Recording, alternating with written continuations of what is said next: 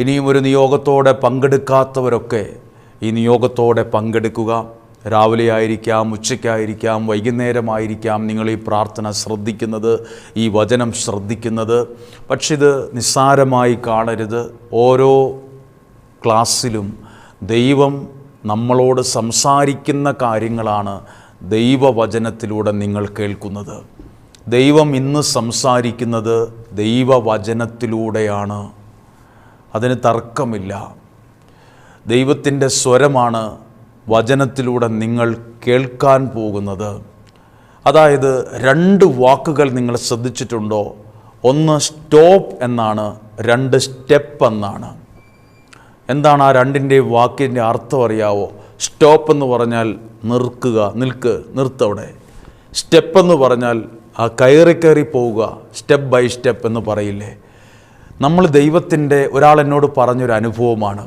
ദൈവത്തിൻ്റെ വചനം കേട്ടപ്പോഴാണ് ഇപ്പോൾ പോകുന്ന ജീവിതം അത് ശരിയാവില്ല, അങ്ങനെ പോയാൽ ഞാൻ തകരത്തേ ഉള്ളൂ, എന്നോട് ദൈവവചനത്തിലൂടെ സ്റ്റോപ്പ് എന്ന് പറഞ്ഞു. വേറൊരാൾ എന്നോട് പറഞ്ഞു, ഞാൻ പ്രാർത്ഥനയിൽ ഒത്തിരി തകർന്ന ഇവിടെ വന്നത്, ദൈവം എന്നോട് പറഞ്ഞു ആ വഴി തിരഞ്ഞെടുക്ക്, ആ സ്റ്റെപ്പ് വഴി നീ കയറ്. അപ്പോൾ ദൈവവചനം കേൾക്കുമ്പോൾ സ്റ്റോപ്പുകളുണ്ടാകും, സ്റ്റെപ്പുകളും ഉണ്ടാവും എന്ന് പറഞ്ഞാൽ മനസ്സിലായി ഞാൻ വിചാരിക്കുന്നു. ചില ആളുകളുടെ ജീവിതത്തിൽ ചില സ്റ്റോപ്പുകൾ ആവശ്യമാണ്. അത് ചിലപ്പോൾ സുഹൃത്തുക്കളും കൂടെയുള്ളവരും ബന്ധുക്കളൊന്നും അതൊന്നും കണ്ടാൽ തന്നെ ചിലപ്പോൾ നിങ്ങളോട് പറഞ്ഞു തന്നു എന്ന് വരത്തില്ല. നിങ്ങളെന്ത് വിചാരിക്കും? നിങ്ങൾക്കിനി വിഷമായാലോ? ഞാനാരാ ഉപദേശിക്കാൻ? നീ എന്തിനാ എന്നെ ഉപദേശിക്കുന്നതെന്ന് ചോദിച്ചാലോ എന്നൊക്കെ ചോദിച്ച് നീ ഇങ്ങനെ പോകണ്ട എന്ന് സ്റ്റോപ്പൊന്നും പറയില്ല. തന്നെ പഠിക്കട്ടെ, തന്നെ ശരിയാകട്ടെ എന്നൊക്കെ പറയും. നമ്മളെന്തിനാ അതിൻ്റെ പുറകെ പോകുന്നു എന്നൊക്കെ ചിന്തിക്കും. പക്ഷെ ദൈവവചനം കേൾക്കുമ്പോൾ, ആത്മാവിൽ അത് സ്വീകരിക്കുമ്പോൾ ദൈവം നിന്നോട് പറയും, മുഖം നോക്കാതെ നിന്നോട് പറയും, സ്റ്റോപ്പ്, അങ്ങനെ പോകരുത്, അവിടെ നിൽക്ക്, ആ പണം വായ്പ എടുക്കരുത്, ആ ബിസിനസ് വേണ്ട, ആ ബന്ധം വേണ്ട, ആ രീതി വേണ്ട, പ്ലീസ് സ്റ്റോപ്പ് എന്ന് പറയും. എന്നാൽ ദൈവം പറയും ഇങ്ങനെ സ്റ്റെപ്പ്. ഈ ദൈവവചനം ഈ കേൾക്കാൻ കിട്ടുന്ന അവസരങ്ങളിലൊക്കെയാണ് സ്റ്റോപ്പുകളും സ്റ്റെപ്പുകളൊക്കെ ഉണ്ടാകുന്നത്. പലരുടെയും ജീവിതത്തിൽ പല സ്റ്റോപ്പുകൾ ഉണ്ടായതുകൊണ്ടാണ് അവർ പറയും വലിയ തകർച്ചയെന്നൊക്കെ ഞങ്ങൾ രക്ഷപ്പെട്ടത്. ദൈവം ഞങ്ങളോട് പറഞ്ഞ്, പ്രാർത്ഥനയിൽ പറഞ്ഞു, പ്രാർത്ഥിച്ച മനുഷ്യൻ പറഞ്ഞു, സ്റ്റോപ്പ്, നിർത്തിക്കോ, അത് ഇത്രയും പൈസയൊന്നും കടം പലിശയ്ക്കൊന്നും എടുത്തു വെക്കല്ലേ എന്ന് അന്നേ പറഞ്ഞു, സ്റ്റോപ്പ്.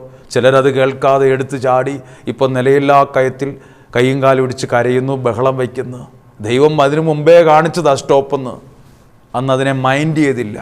പ്രിയപ്പെട്ടവരെ, ഈ വചനം കേൾക്കുമ്പോൾ എല്ലാവർക്കും സന്തോഷമാകണം നിർബന്ധമില്ല, എല്ലാവരും സന്തോഷത്തോടെ സ്വീകരിക്കണം നിർബന്ധമില്ല. ഇതത്ര സുഖകരമായ കാര്യങ്ങളൊന്നുമല്ല പ്രസംഗിക്കുന്നത്. അത്ര ബുദ്ധിമുട്ടുള്ള എപ്പോഴും ഇത് പറയുന്ന പാടെ സ്വീകരിക്കാൻ കൊള്ളാവുന്ന കാര്യങ്ങളൊന്നും, എപ്പോഴും സന്തോഷം മാത്രം കിട്ടുന്ന കാര്യമൊന്നുമല്ല. ചിലപ്പോൾ ദൈവം പറയും, സ്റ്റോപ്പ്, നിൻ്റെ മദ്യപാനം നിർത്ത്, ആ കൂട്ടുകെട്ട് നിർത്ത്, ആ പോക്ക് നിർത്ത്, ആ രീതികളൊക്കെ നിർത്ത്, സ്റ്റോപ്പ് പറയും. ചിലരോട് ദൈവം ചില സ്റ്റെപ്പുകൾ കാണിച്ചു തരും, ഇങ്ങനെ ഇതിലേ പോവും.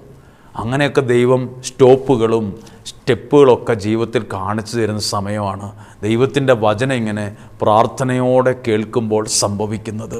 ദൈവം നമ്മളോട് സംസാരിക്കും. മനസ്സിൽ ദൈവം നമുക്ക് ദൈവത്തിൻ്റെ സ്വരം കേൾക്കാൻ പറ്റും. ദൈവത്തിൻ്റെ സ്വരം കേട്ടവർക്കേ മറ്റൊരാൾക്ക് ദൈവത്തിൻ്റെ സ്വരം പറഞ്ഞു കൊടുക്കാൻ പറ്റുള്ളൂ. ദൈവത്തിൻ്റെ സ്വരം കേൾക്കാത്തവരെ ഉപദേശിക്കാൻ പോയാൽ അവരെയും വെറുക്കും, ഉപദേശത്തെയും വെറുക്കും. ദൈവത്തിൻ്റെ സ്വരം കേട്ടവർക്ക് മാത്രമേ വേറൊരാളോട് ദൈവത്തിൻ്റെ സ്വരം പറഞ്ഞു കൊടുക്കാൻ പറ്റുള്ളൂ. അല്ലാത്തവരെ അംഗീകരിക്കത്തില്ല. എന്നെ ഉപദേശിക്കാൻ വരണ്ടെന്ന് പറയും. എന്നാൽ പ്രാർത്ഥനയുള്ള ദൈവത്തിൻ്റെ സ്വരം കേട്ടൊരു മനുഷ്യൻ നമ്മളോട് ചില കാര്യം പറഞ്ഞാൽ അതിനെ ആരും നിഷേധിക്കത്തില്ല, അതിനെ ലംഘിക്കാൻ പറ്റത്തില്ല. അതിനത്രമേൽ ശക്തിയുണ്ട്. അപ്പോൾ ദൈവത്തിൻ്റെ സ്വരമാണ് നിങ്ങൾ കേൾക്കുന്നത്. നിസ്സാരമായി കാണരുത്. പല കാര്യങ്ങളിൽ വ്യാപൃതനായിരിക്കുന്നൊരു സാഹചര്യമാണെങ്കിൽ കുറച്ചു നേരം വന്ന് ഈ വചനം കേൾക്ക്. ഈ വചനം പ്രാർത്ഥനയോടെ കേൾക്ക്. ആ ബൈബിൾ എടുത്തുകൊണ്ട് വാ, ആ ഡയറി എടുത്തുകൊണ്ട് വാ, പേന എടുത്തുകൊണ്ട് വാ, ഇരിക്കുക ദൈവസന്നിധിയിൽ, എന്നിട്ട് വായിക്ക്. ഈ വചനങ്ങളൊന്ന് വായിച്ച് കേൾക്കാൻ പോവാണ്. വളരെ പ്രധാനപ്പെട്ട, ഒത്തിരി സൗഖ്യമുണ്ടാകുന്ന ഒരു വചനമാകട്ടോ പറയുന്നത്. സൗഖ്യമുണ്ടാകുന്നൊരു വചനമാണ് പറയുന്നത്. അപ്പോൾ തോന്നും എൻ്റെ ശരീരത്ത് മുറിവുകളൊന്നും ഇല്ലല്ലോ എന്ന് പറയും. ശരീരത്തിന് മാത്രമല്ല മുറിവുകൾ, ജനിച്ച് വളർന്ന സാഹചര്യത്തിൽ മുറിവേറ്റ ഒരുപാട് മനുഷ്യരുണ്ട്. മുറിവേറ്റ ശരീരത്തിന് മാത്രമല്ല, മനസ്സിന് മുറിവേറ്റവർ. ശരീരത്തിന് മുറിവേറ്റാൽ ആ മെഡിക്കൽ സ്റ്റോറിൽ പോയാൽ മതി, അല്ലെ ആ ക്ലിനിക്കിലോ ആ ഡോക്ടറെ പോയി കണ്ടാൽ മതി. അദ്ദേഹം ഒരു മരുന്ന് പ്രിസ്ക്രൈബ് ചെയ്ത് തരും. ഇതാ മെഡിക്കൽ സ്റ്റോറിൽ പോയി മേടിച്ച് ഇത് പുരട്ടാൻ പറയും. മനസ്സിൻ്റെ മുറിവുണക്കാൻ ഏത് മെഡിക്കൽ സ്റ്റോറിൽ ഞാൻ പോകണം? ഒരാളെന്നോട് പറഞ്ഞൊരു വാക്ക് ഞാൻ ഓർക്കുന്നു. ഞാനിവിടെ വന്നത് എൻ്റെ വേദനയ്ക്കൊരാശ്വാസം പ്രതീക്ഷിച്ചാണ്. അല്ലാതെ എൻ്റെ വേദനയൊന്ന് മാറിക്കിട്ടാനാണെങ്കിൽ മെഡിക്കൽ സ്റ്റോറിൽ പോയി ഒരു പെയിൻ കില്ലർ മേടിച്ച് അത് കഴിച്ചാൽ മതിയായിരുന്നു. എനിക്കതല്ല ആവശ്യം. എനിക്ക് മെഡിക്കൽ സ്റ്റോറിൽ നിന്ന് കിട്ടുന്ന ഒരു പെയിൻ കില്ലറല്ല ആവശ്യം. ദൈവസന്നിധിയിൽ നിന്ന് എനിക്ക് ലഭിക്കുന്ന സമാധാനമാണ് എനിക്ക് ആവശ്യം. ദൈവം എനിക്ക് തരാൻ ഉദ്ദേശിക്കുന്ന നന്മയാണ് എനിക്ക് ആവശ്യം. മെഡിക്കൽ സ്റ്റോറിലെ ഒരു മരുന്ന് കൊണ്ട് മാറുന്നതല്ല എൻ്റെ മനസ്സിൻ്റെ വേദനകളൊന്നും.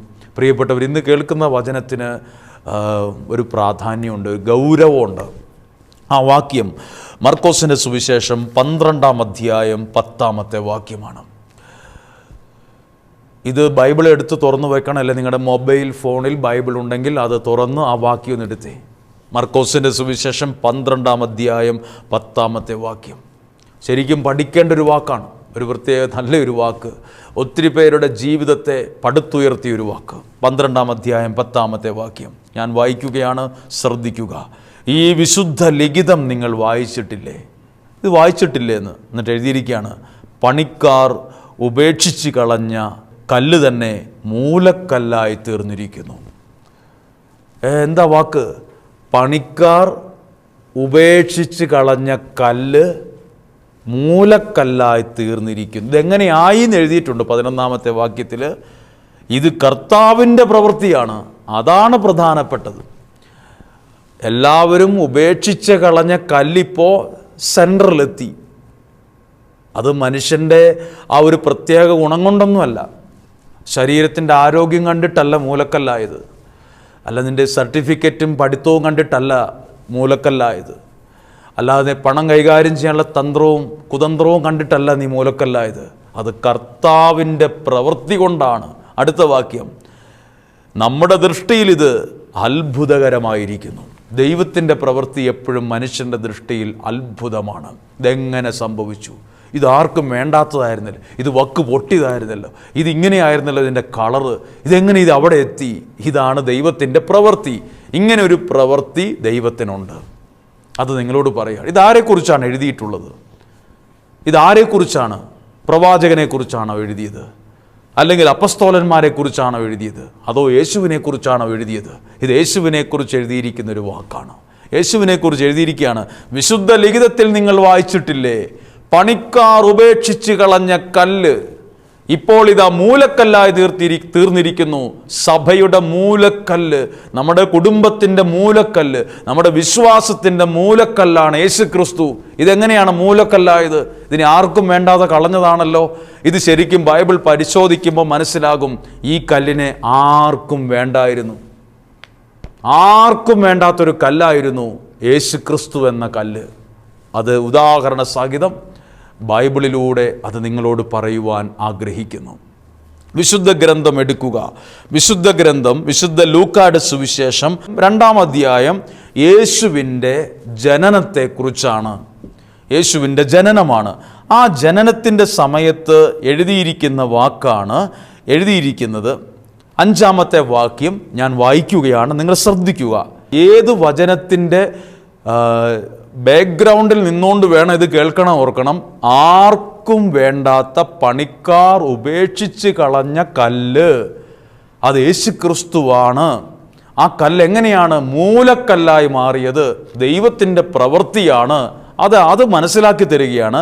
2-ാം അധ്യായം 5-ാമത്തെ വാക്യം, പേരെഴുതിക്കാനായി ഗലീലിലെ പട്ടണമായ നസ്രത്തിൽ നിന്ന് യൂദായിൽ ദാവീദിൻ്റെ പട്ടണമായ ബെത്ലഹേമിലേക്ക് ഗർഭിണിയായ ഭാര്യ മറിയത്തോടുകൂടെ പോയി.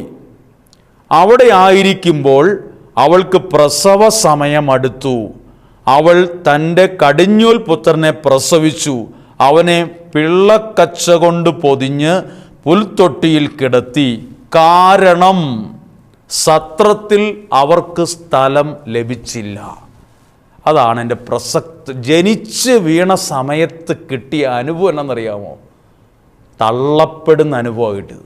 ജനിച്ച് വീണ് നമ്മളൊക്കെ നല്ലൊരു സ്ഥലത്ത് മിനിമം ജനിക്കുകയും ചെയ്തിട്ടുണ്ട്.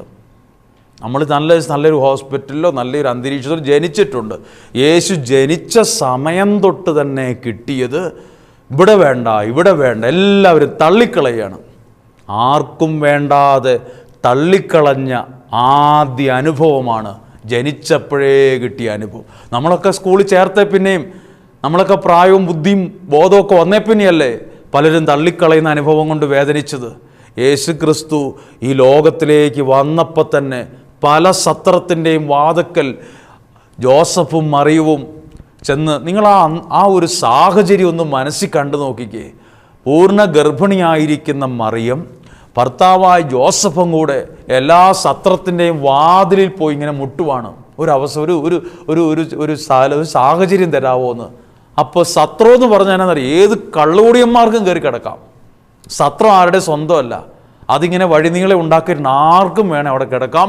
ഇഷ്ടംപോലെ സമയം കിടക്കാം, ഇഷ്ടമുള്ളപ്പോൾ എഴുന്നേറ്റ് പോകാം. അവിടെ സത്രം സൂക്ഷിപ്പുകാരനുണ്ടാവും, ഒരാളുണ്ട് അവിടെ.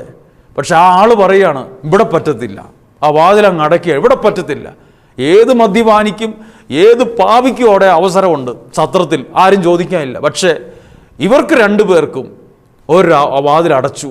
ആദ്യത്തെ അനുഭവമാണ്. ജനിക്കുന്നതിന് മുമ്പിൽ വാതിലടയുന്ന അനുഭവം അനുഭവിച്ച ആളാണ് യേശു ക്രിസ്തു. ആ ബൈബിൾ എഴുതിയിരിക്കുന്നു, ആർക്കും വേണ്ടാത്ത ഈ കല്ല് ദൈവം അത് മൂലക്കല്ലാക്കി മാറ്റി. അപ്പം നിങ്ങളുടെ ജീവിതത്തിലും ഈ വചനമൊക്കെ നിങ്ങൾ കേൾക്കുമ്പോഴും നിങ്ങളും അനുഭവിച്ചിട്ടുണ്ടാകും തള്ളപ്പെട്ട അനുഭവവും, കുറേ വാക്കുകൾ കൊണ്ട് പലരും താഴ്ത്തിക്കെട്ടിയ അനുഭവങ്ങളും ഉപേക്ഷിച്ച് കളഞ്ഞ അനുഭവങ്ങളും, നമ്മുടെ മുമ്പിൽ കൊട്ടിയടയ്ക്കപ്പെട്ട വാതിലും പലരുടെ മുമ്പിലും ഒന്ന് അലുത്ത് ഉലുകിപ്പോകുന്നത് പോലുള്ള അനുഭവങ്ങളും, തലകുനിഞ്ഞു പോയ അനുഭവങ്ങളും, തോറ്റ അനുഭവങ്ങളും, പരാജയപ്പെട്ട അനുഭവങ്ങളും. സാരമില്ല, നീ അത് ദൈവത്തോടും യേശുവിനോട് പറയുമ്പം യേശുവിനത് ശരിക്കും മനസ്സിലാക്കാൻ പറ്റും. കാരണം ഇതേപോലത്തെ ഒരു അനുഭവത്തിലൂടെ യേശു പോയിട്ടുണ്ട്. ഒത്തിരി സൗഖ്യം ഉണ്ടാകുന്നൊരു ദിവസമാണ് കേട്ടോ. സൗഖ്യം, മനസ്സിന് സൗഖ്യം. മനസ്സിന് സൗഖ്യം വന്നാൽ തന്നെ നമ്മുടെ ശരീരം പകുതി റെഡിയായി. മനസ്സൊരു കലാകാരനാണ്. മനസ്സ് മുറിവേറ്റാൽ ആ കലാകാരൻ വരയ്ക്കുന്നൊക്കെ ഡിസോർഡറായി പോവും.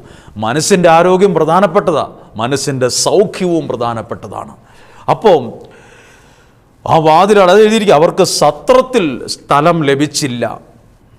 ആദ്യം കിട്ടിയ തള്ളപ്പെടുന്ന ഒരു അനുഭവം, അതായത് നമുക്കൊക്കെ ഉണ്ടാകുന്നതിന് മുമ്പേ ഈ അനുഭവം ഉണ്ടായി. ഇനി ജനിച്ച ഉടനെ ഒരു രാജാവിൻ്റെ ഓർഡറാണ്, എല്ലാ ആൺകുട്ടികളെയും ഇപ്പം കൊല്ലാൻ പോവാണ്. രാജാവിൻ്റെ ഓർഡറാണ്. ഉടനെ ദൈവത്തിൻ്റെ ഒരു അരുളപ്പാട് കിട്ടുവാണ്, ഇവിടെ കുഞ്ഞിനെയും കൂട്ടിക്കൊണ്ട് വേറൊരു സ്ഥലത്തേക്ക് പൊക്കോളാൻ. ജനിച്ച കുറച്ചേ ആയിട്ടുള്ളൂ, അപ്പം തന്നെ നിയമം എതിരായി, രാജാവ് എതിരായി, നാട്ടുകാരെതിരായി, ഭയങ്കരമായ വെല്ലുവിളി. നമുക്കൊന്നും അങ്ങനെയുള്ള വെല്ലുവിളികൾ ഒരുപക്ഷെ ആ പ്രായത്തിൽ ഉണ്ടായിട്ടുണ്ടാവില്ല. യേശു ജനിച്ച് കൈക്കുഞ്ഞായിരിക്കുമ്പോൾ തന്നെ നാട്ടിൽ നിന്ന് തന്നെ ഇന്നത്തെ പോലെ വണ്ടിയോ കാറോ സംവിധാനങ്ങളോ ഉള്ള കാലത്തൊന്നും അല്ലെന്ന് ഓർക്കണം. കാൽനടയായി പോകേണ്ട ഒരു കാലത്ത്, സംവിധാനങ്ങളും സൗകര്യങ്ങളും കുറഞ്ഞ സമയത്ത് ഇനി അടുത്തത് പലായനം ചെയ്യാണ്. അത് മനസ്സിലാകണമെങ്കിൽ വിശുദ്ധ മത്തായിയുടെ സുവിശേഷം 2-ാം അധ്യായം 13-14 വാക്യങ്ങൾ വായിച്ചാൽ മതിയാകും, അത് മനസ്സിലാകും. വിശുദ്ധ മത്തായിയുടെ സുവിശേഷം 2-ാം അധ്യായം 13-14 ഞാനത് വായിക്കാം. ഈജിപ്തിലേക്കുള്ള പലായനം.